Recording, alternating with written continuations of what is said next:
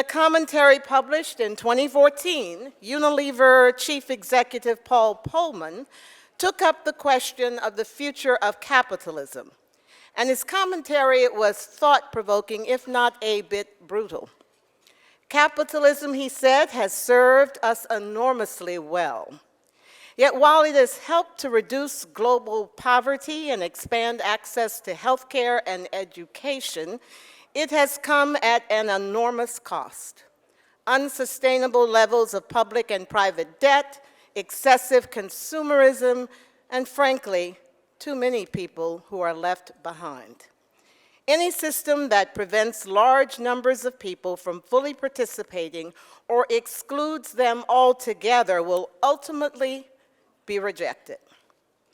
But rather than throw in the towel and reject what we all know as the system we have come to love, capitalism, Polman proffered another idea. Capitalism, he says, needs to change for the new demands of the 21st century. And corporate leaders need to see beyond their financial ledgers to take on a bigger role in the modern world.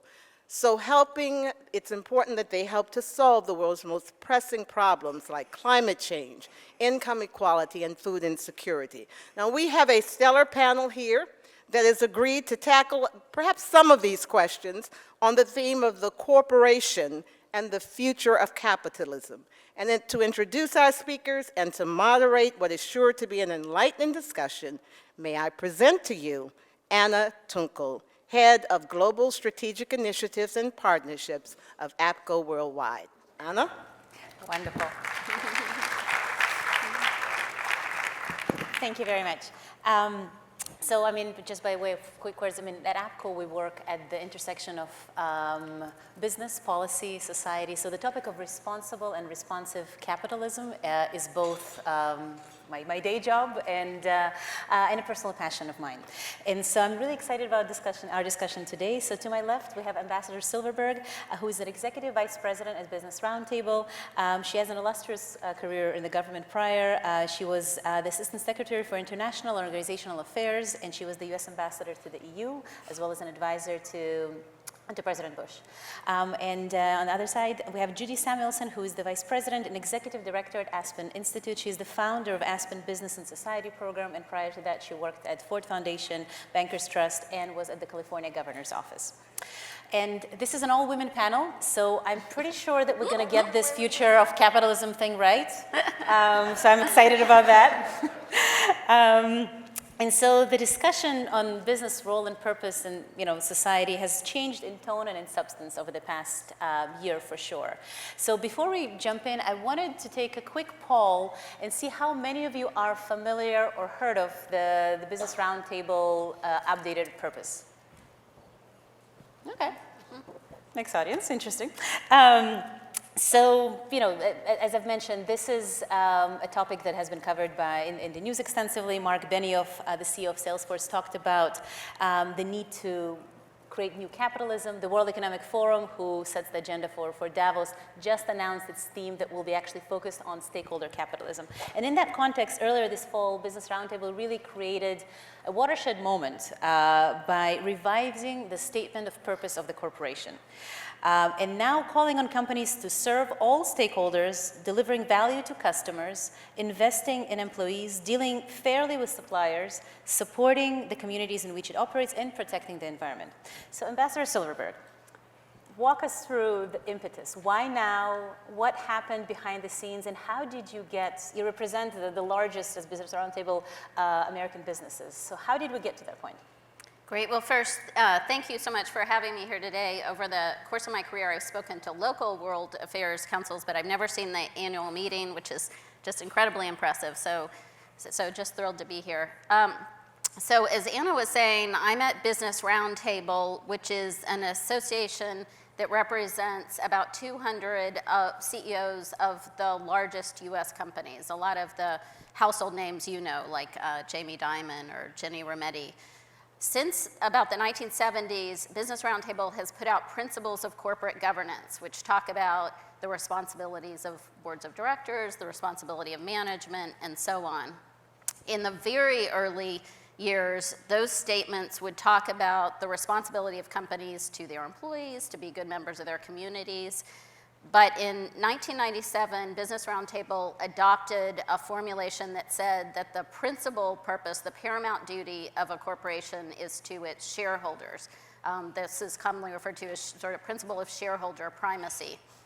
And that language was reaffirmed a number of times, most recently in 2016. So this came to the attention of our chairman, Jamie Dimon, and our CEO, Josh Bolton, a few years ago when some critics of this statement made the point that this change in BRT position was really sort of the beginning of the end for capitalism. You know, and at the time we thought that was an overstatement.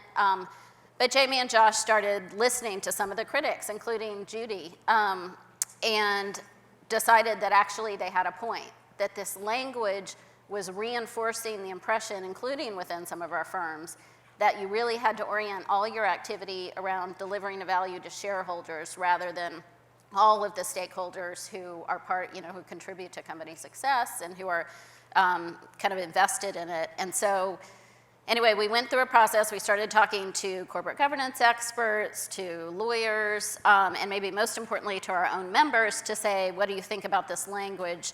And consistently, our CEOs came back and said, that's not how I try to run my company, that of course I want to be a good value for my investors, but I also want to do other things, and if I'm going to succeed, I have to do other things. I have to be a good employer, somebody who has the trust of my employees and who's invested in their future. I have to have the trust of my customers around everything, you know, the quality of the product and product safety, and I have to have respect of my communities and their trust. And so in any event, we developed a formulation that said that of course companies continue to need to generate value for their investors, but they also need to generate value for all of the other stakeholders. Thank you. So Judy, you've been working on this for more than 2 decades, and especially at the Aspen Center for Business and Society. Do you see the increased sense of need for reaffirming business purpose in the society, and why now from your perspective? Yes, I do. But let's kind of step back and kind of maybe unpack this a little bit.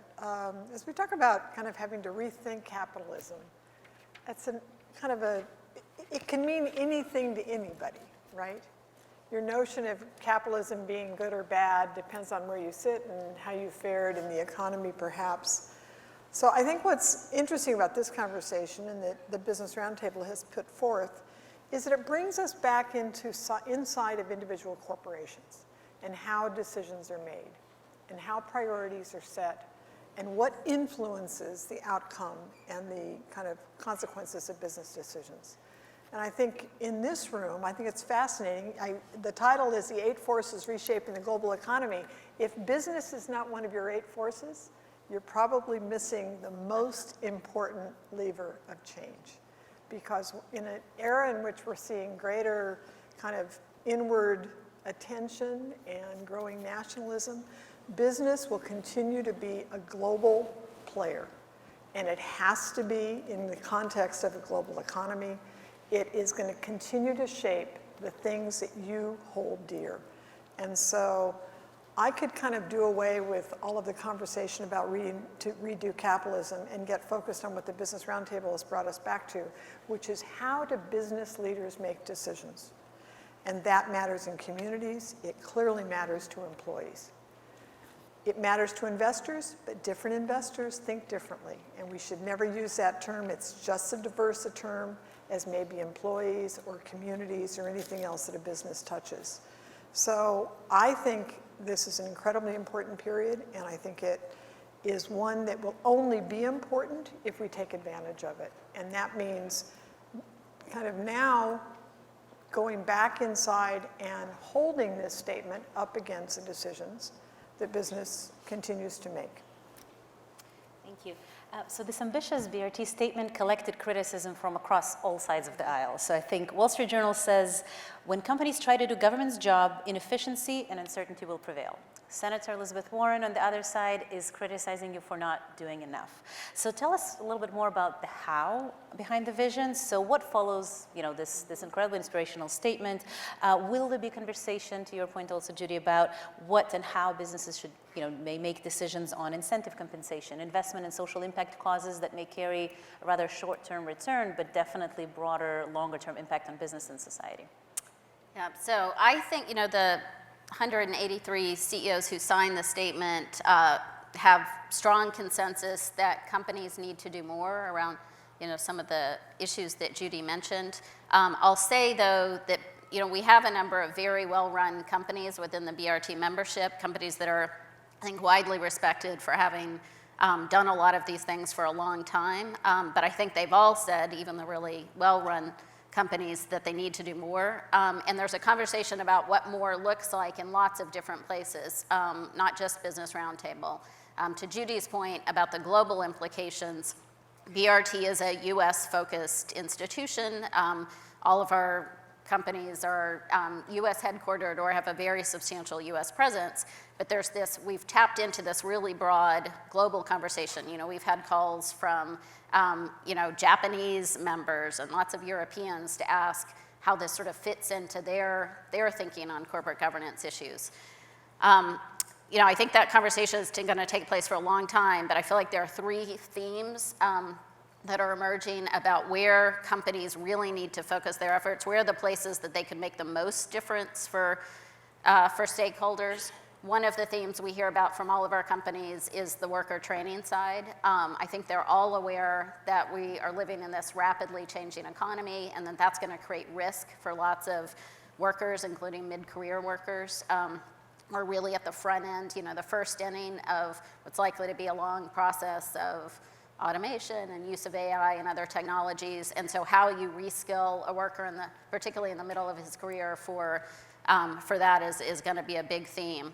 One of the big issues we talk about a lot is the economic development side. So, we have this in the US, we have this economy where job growth is focused on a few rapidly growing centers, but people aren't moving. We have historically low records of labor mobility, of people moving to higher growth areas. And so what that means, the combination of that means we have to be very focused on making sure that communities aren't left behind, that the reskilling debate really only matters if you're in a high growth area, but if you're in an area that's losing jobs, you have to have a totally different kind of approach. So economic development, I'm certain, will be a theme.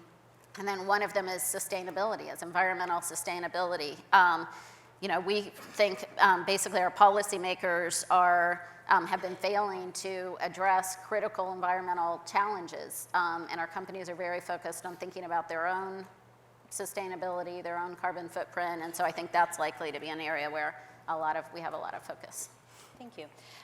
So we see, around the world, but also in the US, that many people are revolting against the economic elites, feeling betrayal and a sense of being left out. So from Greece to the Rust Belt of the United States, that sort of sentiment is prevalent. Oxfam regularly publishes its annual inequality index, and interestingly, last year it says 26 people owned as much wealth as 3.8 billion people, the poorest half of the planet. So let that sink for a minute. 26 people own as much wealth as 3.8 billion. So Judy, perhaps starting with you, do you think is or should the scale of the ambition be reforming capitalism? Let me get specific. As I was sitting in the coffee shop down the street thinking about this morning, I came up with 5 tests that we could apply if in fact this is a moment where we start to unlock some fresh thinking in the C-suite. My first one would actually be, what is your job story? With all due credit to the importance of workforce development, that would fall in the category of, wouldn't it be great if we have more public investment in workforce? Wouldn't it be great if companies are doing more? But in the spirit of a book that was just released and hearing Darren Walker from the Ford Foundation speak the other day, he said it's not just about what we give back, it's about what we're going to need to give up. And I think there's going to be some tough choices to make if we're actually going to address the issue you've raised around inequality and the one that you've put on the table around kind of environmental sustainability. So the first one is, what is your job story? Not just, where are the dislocations, but what kinds of choices are you actually going to make as a business leader? Are you going to continue to outsource jobs? That is a huge contributor to growing inequality and poverty. Those people, once they're outsourced, are no longer part of a system that creates economic mobility and opportunity. So if you take your workers that work in the cafeteria and put them into a different category and they're run by an outsourced machine, there's lots of reasons to hope that your cafeteria is going to be more efficient. But if those people are working in your name but on your payroll, they no longer have access to the mobility that they did in a different era. There are ways to course correct for that. Even if it's going to be more efficient, there needs to be some rethinking. So that would be one example of what's your philosophy of work. The second one would be around taxes. This is a tough one. This is going to be a tough one for members of the Business Roundtable. But are, in fact, we not only reducing taxes to make them globally more competitive, but are we closing loopholes that allow corporations to pay much less than even what is perceived as being the minimum alternative tax? So that's a tough one. But in the communities in which you reside, are companies paying kind of their fair share for those goods that we need to deliver to them to make sure that the business is vital and the community is vital? Third one would be profit sharing. A generation ago, 50% of profits were going to shareholders and 50% of profits were roughly going to workers and everything else. Today, it's about 90-10. Will we start to see, in the case of AT&T last week, AT&T is a signatory of the Business Roundtable. Activists made noise. I'm sure it was very complex. I'm sure they didn't want to spend the next 6 months kind of fighting an activist.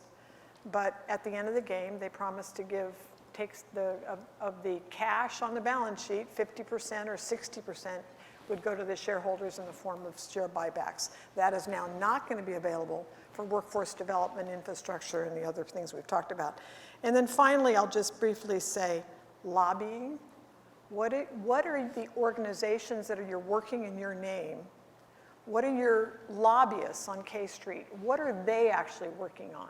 What priorities would be evident if you kind of follow that trail, and are they consistent with the BRT statement? And then my favorite, what are we paying executives to do? If we're still principally paying them in stock, that's what they're going to be spending a lot of time and effort on. And I know it's more complex than that, and I don't want to make this a cartoon, but I think some of these things will start to bubble up around the fundamentals of what business, how decisions are being made, and what's being rewarded. Thank you. This is incredibly specific and very helpful. Ambassador Silverberg, your take? Well, what should the ambition be? Well, I guess to go back to your question about reforming capitalism, I think that capitalism itself gets a bum rap, particularly when you tie it to inequality. When you look at really any global inequality index, the countries at the top of it, meaning the ones with the lowest inequality, are capitalist societies.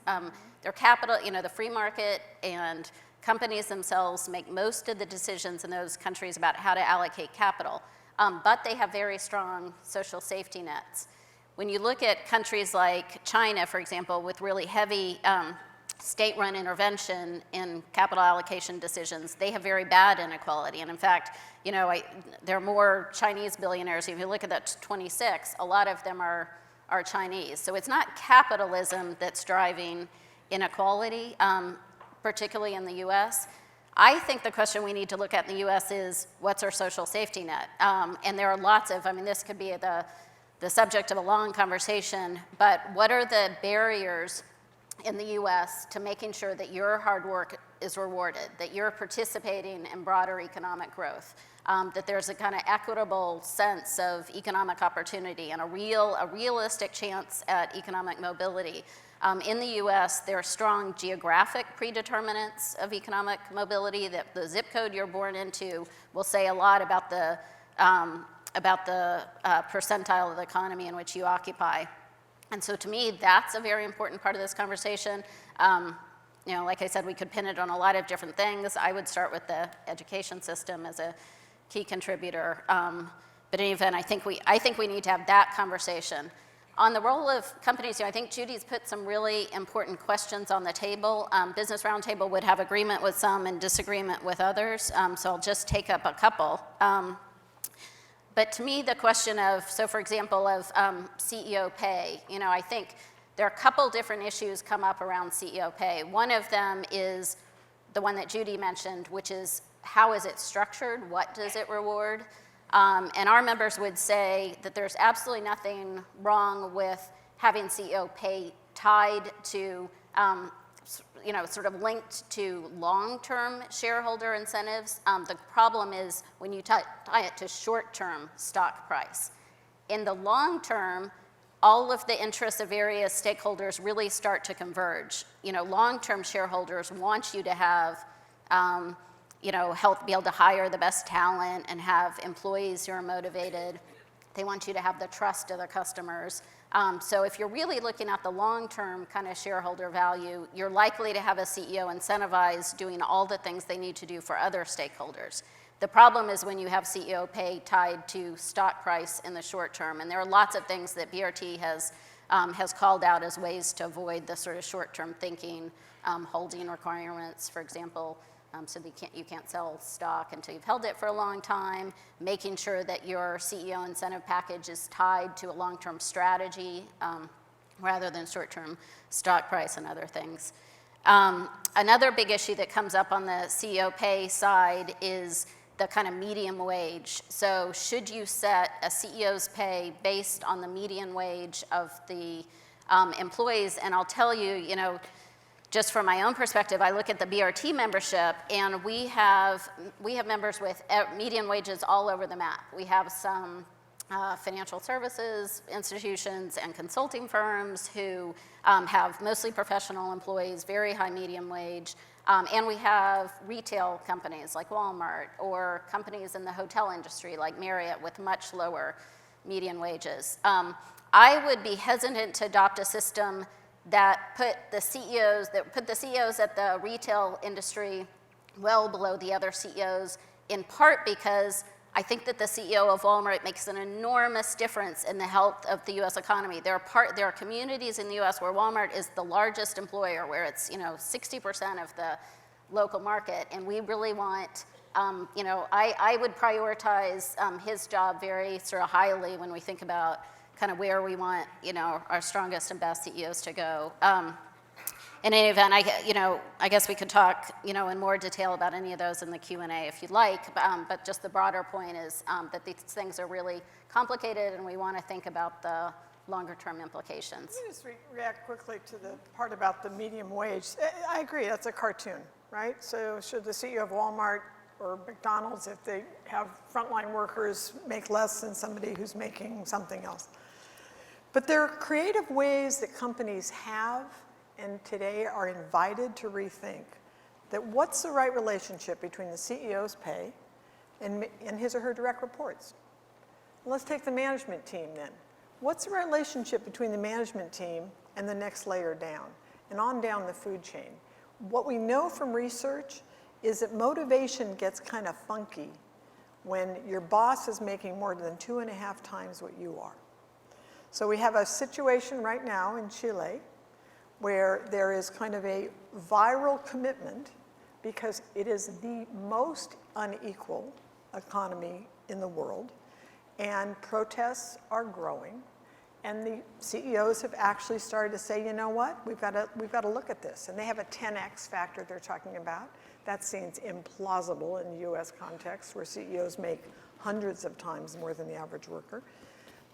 But it's an interesting idea to kind of say, if the company itself is healthy and it's got a healthy environment, what's the right relationship from the C-suite on down? So not to go into the cartoon necessarily of CEO versus median worker or the lowest paid worker, but what's right in an engineering company or a professional service firm? What's right in a company that has frontline workers, retail, McDonald's, those kinds of businesses where there are a lot of people who can barely make ends meet. So I think there's new and creative things that will bubble up because of BRT's bold statement. No, absolutely. Absolutely, and I think you both are really saying the same thing, where I think a more in-depth look is needed that is more tailored to industries and how they're structured. So I wanted to take us a little bit to the next generation. Ambassador Silverberg, you touched on education. There are some interesting polls. One, Gallup says that less than half of young Americans say that they support capitalism. Fortune magazine's poll shows that 80% of the surveyed 25 to 34-year-old want to work for an engaged corporation. I think a lot of you have heard the news and are familiar with who Greta Thunberg is, who is leading a movement around the world of young people who will really make up the echelons of workers for BRT member companies, for nonprofit sector, for government. And so what is your take on this new hyper-engaged future of workforce, and how does this relate to what we were talking about in terms of sort of a need for reform capitalism?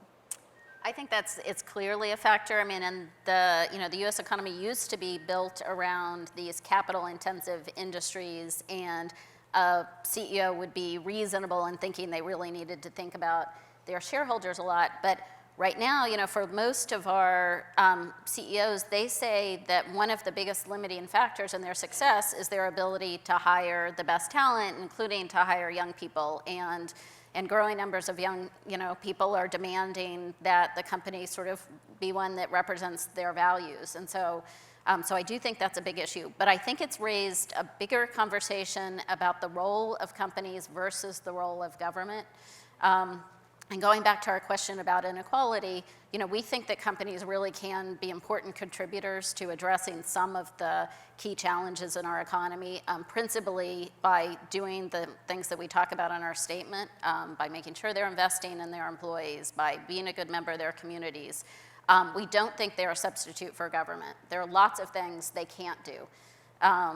And so one of the interesting dynamics I'm noticing is that some people on the, in the political spectrum here in Washington, some people who normally would support a very kind of big government approaches to things are saying, hey, we need companies to solve that problem. And some people who are kind of limited government people on the right are saying, no, companies can't do that, government needs to do it. And so there's this strange conversation happening about where does the line for corporate responsibility stop and government responsibility pick up. And this is partly coming up because we all have so little faith in some of our government institutions to address these issues. The partisanship and the short-termism from government is making us really skeptical that they're going to be able to tackle it. And I think that's leading to greater expectations that, well, maybe corporations can fill in some of this space.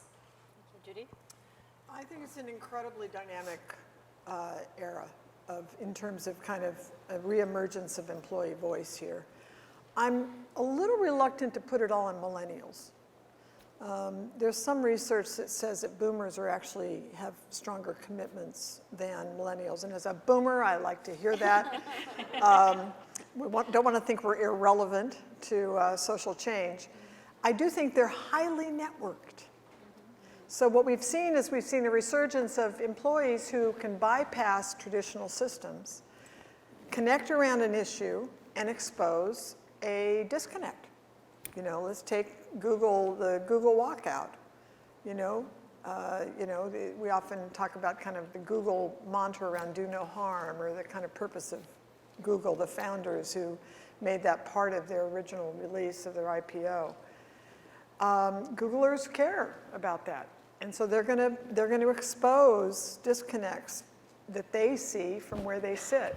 I think there is a hunger also because the boundaries between work and the rest of life have become more porous because of connectivity and because of demands of the workplace and because of expectations of work-life balance. And so these things have shifted some. And so there is a greater desire to have this place where you spend so much time represent the values and the kind of key issues. And so we're seeing this remarkable members of the Business Roundtable and way beyond who take a kind of a position on things that were unheard of before in terms of their willingness to engage in the social piece. But I think it takes us back to purpose. I don't think purpose is an amorphous concept. I think it's a choice that is made by the executive and the board. And if your purpose is not clearly connected to something that is really critical, that is vital to the health of the enterprise, I think purpose ends up kind of being flat and creates kind of these situations where, well, we start, you have one you probably want to put on the table. No, you raise such an important point. So I'll mention a CEO that very frequently talked on global stages about elevating world consciousness and doing the right thing.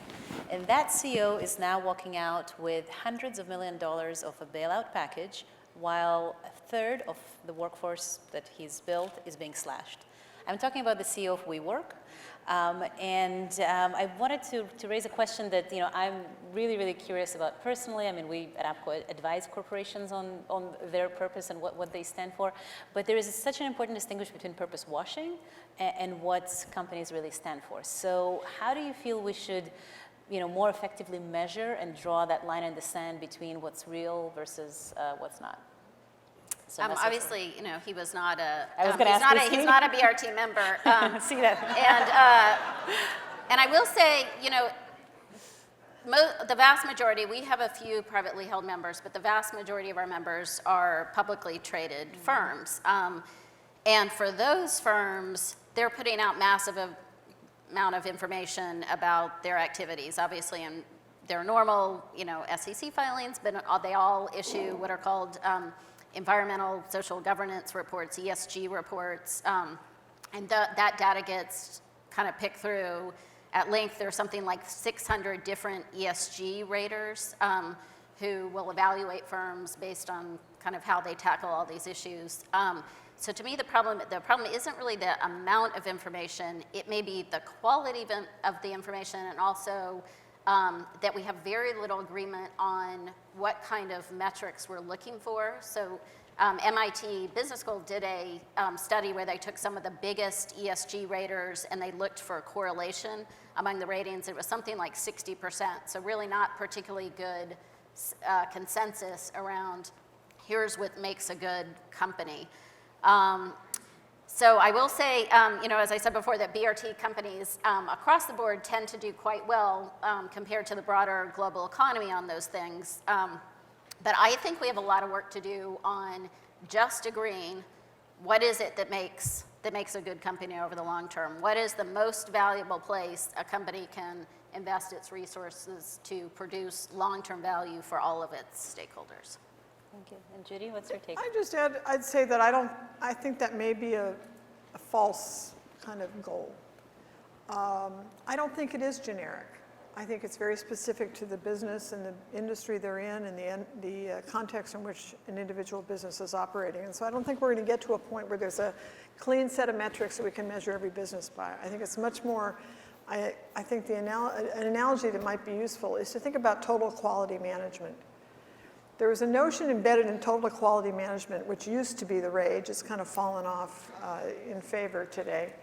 But when we were a greater manufacturing society and it was, kind of had seized the imagination of places like GE, it meant you were embedding in the worker that they were the eyes on the product. And you wanted to invest in that person because they were the ones who touched it and could pull the chain and stop the, production line if they saw something wrong. And I think if you kind of take that as a metaphor for why we need to invest in and believe in and share and kind of invite employees into the place where the company has to go to identify the key risks deep in the supply chain, to understand about motivation and what really makes for an engaged and vital workforce. I think there's different ways to think about this that are not so stuck on individual metrics. We're kind of output providers that are often dependent on the availability of public information that's generic across a lot of companies. So I think it's a complicated idea. And as for the WeWork thing, my daughter works at WeWork. She may not be working there very long, I don't know. I think he actually had a really good idea with that product. I think the mission statement is silly. I think the purpose is silly. And I think that if it had he could have captured something about his hope for what cooperative workspace enables. And that was a real idea, and it was one that they actually practiced, and I think they've got a good story they could have been telling about that. But, you know, we can always find examples that are kind of dispositive about the importance of something. And so, you know, WeWork and its purpose is one that's going to kind of make people shrug their shoulders and think purpose is a silly idea. It's not.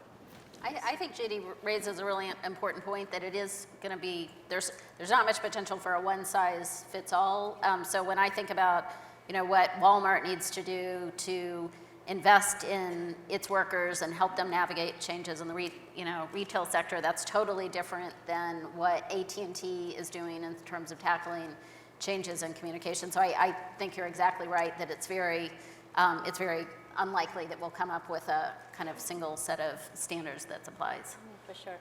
So I'm giving you a heads up as an audience that we're going to open it up for questions in just a minute. So I'll give you, a little bit of time to gather your thoughts, and we have 2 mics here for questions. And while you do that, so I wanted to, I guess, do something a little bit more fun. Both of you have such incredible sort of previous careers prior to your current roles.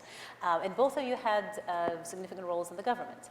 So I'm going to ask you now to switch hats and go back to your previous role in the government, and actually comment on, from a government perspective, on this shifting trend on the blurring lines between business, business responsibility, government and government accountability to its stakeholders, and how would you respond to everything we were talking about it purely from a government perspective?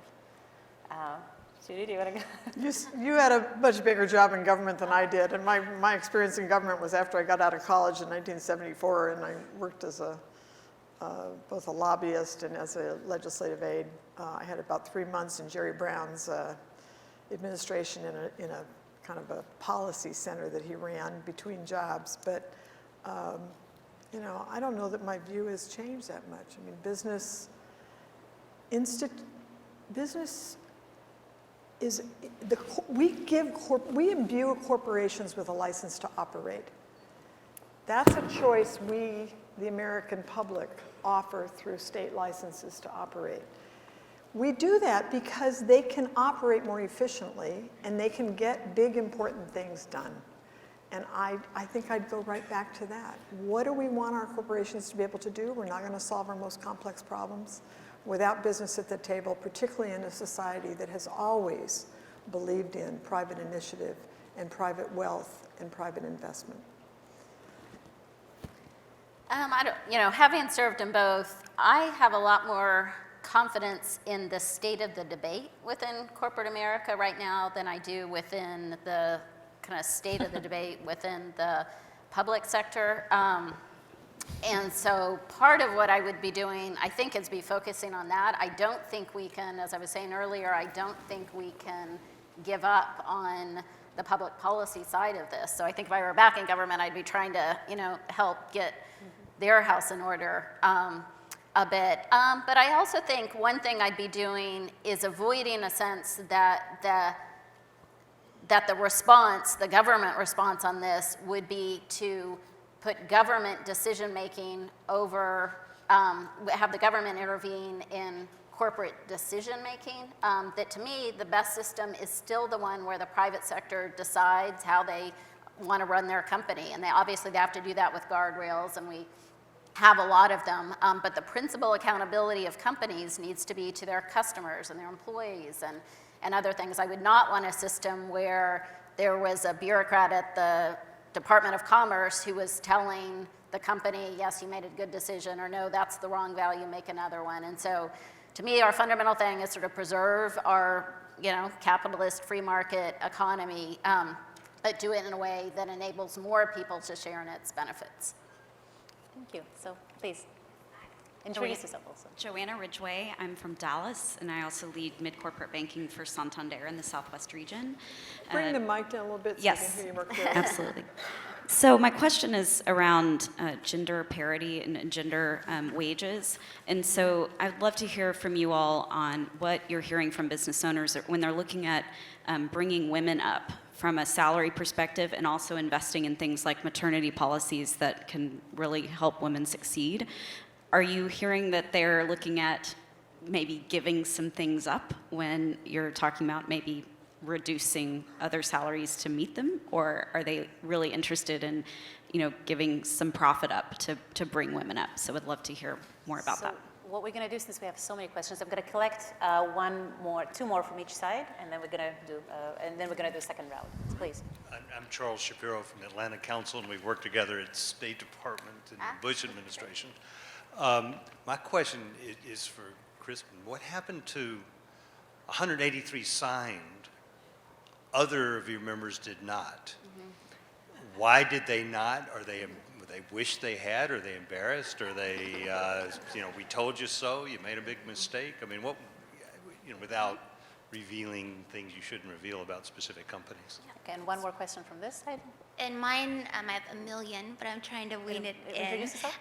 But the compensation change, the CEO to worker ratio, the drastic change that it's currently just numbers 278 to 1, and from the 60s it was 20 to 1, and just that discussing that, but also the responsibility of corporations with this privilege and power to the environmental impacts that may be caused by corporations. Thank you. So we're going to do first round, and we'll come back to you. So Judy, do you want to start? Or? Sure, quickly. Gender parity, well, this news that Virginia, with a Democratic governor and House, could actually pass the ERA. What? How did that happen and I missed it?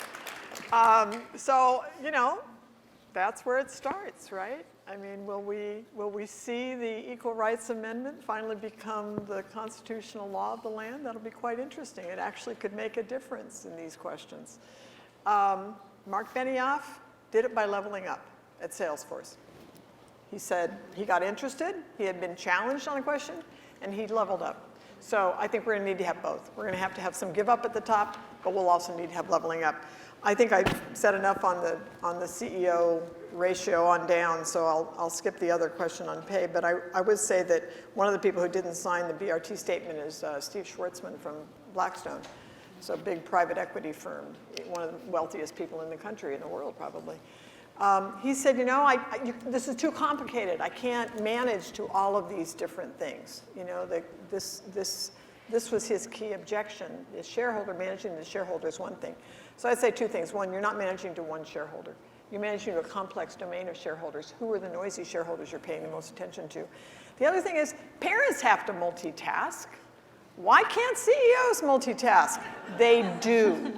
They always have. They've always had to pay attention to their employees. They've always had to pay attention to communities. This is not a new idea. What we need to do is go back and look at the fundamentals of what's really driving decision making. Yeah, I will say our members are taking the kind of gender parity challenges very seriously, and in some cases with some really great results.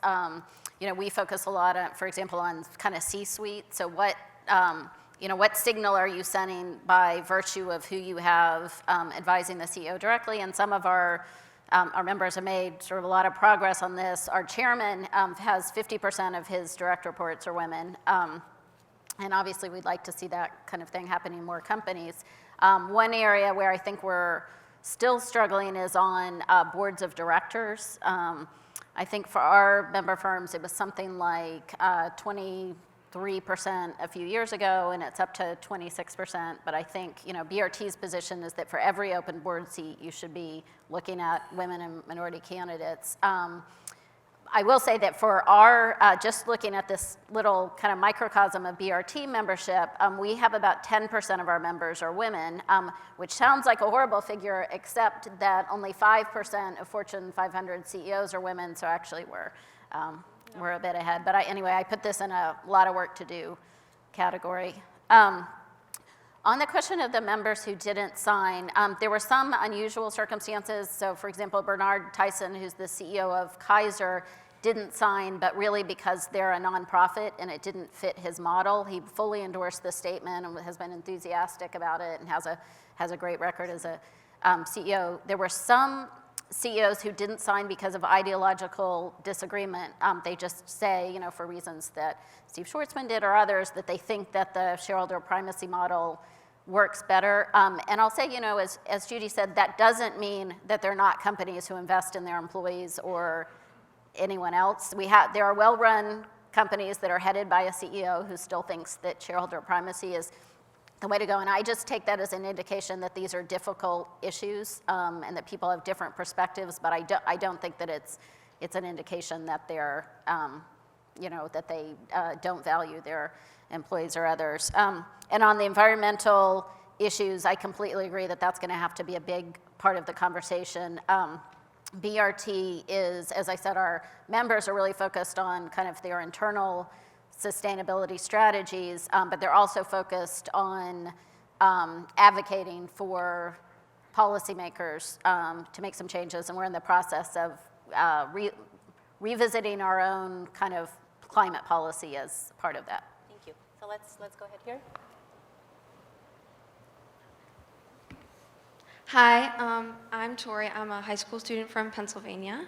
I know that climate change is a really important issue for my generation, and I just wanted to know what future you all see for massive corporations like Inditex and Unilever in the face of the movement towards sustainability and climate change and the shift in consumer preference by the younger generation. Thank you for that. Please, on this side. Good morning. My name is Doug Savage. I'm with the Institute of World Affairs in Milwaukee, and my question has been answered a few years ago by a majority of the Supreme Court, but I'd like to pose it to the panel. What do you think is the appropriate role for the corporation in the political sphere? Great question. Yes, my name is Ed Martins. I'm with World Boss, and I'd like to go back. You talk about education. In Germany, where I lived for a little while, they have an apprenticeship program, and there's a perpetual whining in business how they don't have any trained workers. How you could have a public-private partnership where we're training workers, also with technology changing. What the skills I have today in 5 years, who cares? It's in a museum. Okay, two last questions. My name is Amanda. I'm from the World Affairs Council of Connecticut, and my question is pretty similar to Doug's. And I'm wondering that as some corporate purpose statements have been communicated implicitly or explicitly as political statements, how do you see companies using or reacting to a polarized political landscape when developing and communicating their purpose? Thank you. And last question? Mary Mendoza from World Boston. Ms. Samuelson, you had mentioned profit sharing being 90-10. Each one of the three of you, how would you change that and get it back more towards a more equitable balance? Go ahead. The 90-10 is how much goes to shareholders versus is retained by the company. You have to start looking at all of the things that keep shareholder primacy in place. You have to look at how we pay executives, which is reinforcing of shareholder primacy. Even if it's long-term, I would say it's reinforcing of shareholder primacy. You have to look at norms and communication norms and behaviors and how we deal with those analysts, those pesky analysts that want to know whether or not we're going to make the number this quarter or not. And it does take us back to purpose. You have to have a clarity of why the corporation, what it aims to do, why does it exist, how does it respond to the public license to operate. And that has to be the North Star for the corporation and help guide these decisions because it is a world of trade-offs. There are always going to be shareholders that are trying to demand more today. And the fact that they have certain kinds of power that maybe they didn't decades ago is part of the problem, maybe. But we've got a collective action problem. And we're going to need corporations, I think, to kind of stand firm on some of these questions that, in some of the practices and start thinking about other practices that are shareholder first practices that we need to examine. Now that we've taken this bold step in saying shareholders are among many of the things that we need to pay attention to. So quickly on a couple other things, the young woman who asked about climate, I want to challenge you first on whether or not where did you go? I want to challenge you first on whether or not younger consumers actually behave any different than older consumers. I don't believe they do. Amazon would not exist. I think consumers go toward price and convenience. We are all part of that problem. I don't believe consumers will lead our way out of this, and I don't think young consumers are demonstrating any aptitude for doing that. And then, but This is an incredible opportunity for the Business Roundtable to weigh in on climate policy, and I expect that we will be able to see that in the next year. I'm going to put that one out there. Why not, right? Let's ask. Let's ask. Political role, I think, is a critical piece of this. I mean, as the BRT thinks about how it engages in the political process, it also has to examine how businesses engage in the political process and whether or not the influence that business has in the setting of policy is a quid pro quo for assuming that they're not going to, that we don't have to have the kind of bureaucratic regulations that make it hard and make business scream. So like, what's the quid pro quo there? Like, what are the limits of business trying to influence policy at the same time that they want more of a hands-off and less regulation, which I would favor? Well, I'm afraid of Joy, so I'll speak quickly. But on climate policy, there's frequently discussion about climate that sort of U.S. business is the enemy of the environment. And the one point I just want to make is that, a huge part of the question of whether we navigate climate will depend on innovation and new technologies, which are almost certainly going to be driven by U.S. companies. I mean, they are going to be huge contributors to our ability to navigate the impacts of climate change. And so, in my view, capitalism isn't the cause of climate change. It may well be one of the solutions. Two, on the corporate role, I think it would be crazy to say that corporations should withdraw from political debates. The impact of that is that you have members of Congress or bureaucrats making decisions about the U.S. economy without input from the people who are best able to tell them what the implications of their decisions are. And I think that would be really unhelpful, particularly when you think about how many Americans depend on a growing, vibrant U.S. private sector for their well-being. So my view is it's absolutely essential for corporations to participate in discussions about public policy. I'm very proud of how we do that at BRT. We have a general policy that you should join BRT because you're prepared to put aside your parochial interests.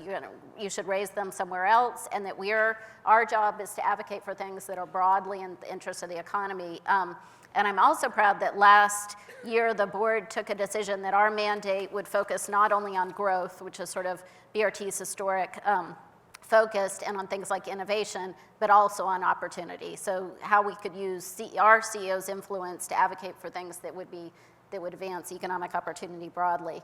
On the public-private partnerships on training, I think that's very consistent with our model. We run something called the Workforce Partnership Initiative, which is a program in 10 different regions that kind of brings together community colleges and employers to make sure that training is advancing skills and jobs that are going to exist over the next decade. So to really be forward-thinking about that. Okay, well, I'm a little afraid of Bill, who has his time on the clock. But what I wanted to do is, first of all, thank the panelists for such an amazing discussion. Unfortunately, we don't have time for more questions, but I welcome you to follow up afterwards. I have a question, it's a one-word answer. Yes. 737 MAX. Who is more responsible, Boeing or the government? I don't want to get into I think, corporate, but we can continue that sounds like a very long conversation, not a one-word conversation. Thank you for the question, though. What I wanted to do is maybe wrap up with three things. The role of business today, and actually, I cheated. I asked a question of a large corporation before. What is the role of business, in the 21st century corporation? Is one, demystifying that sustainability comes with a premium. Two is sustainability means non-consumption, and demystifying the broadest of all that purpose and profit are mutually exclusive. And I think we touched on so many, those sort of varying different points on this in the discussion today. So again, wanted to please join me in thanking the fabulous panelists, and hopefully it's a longer conversation.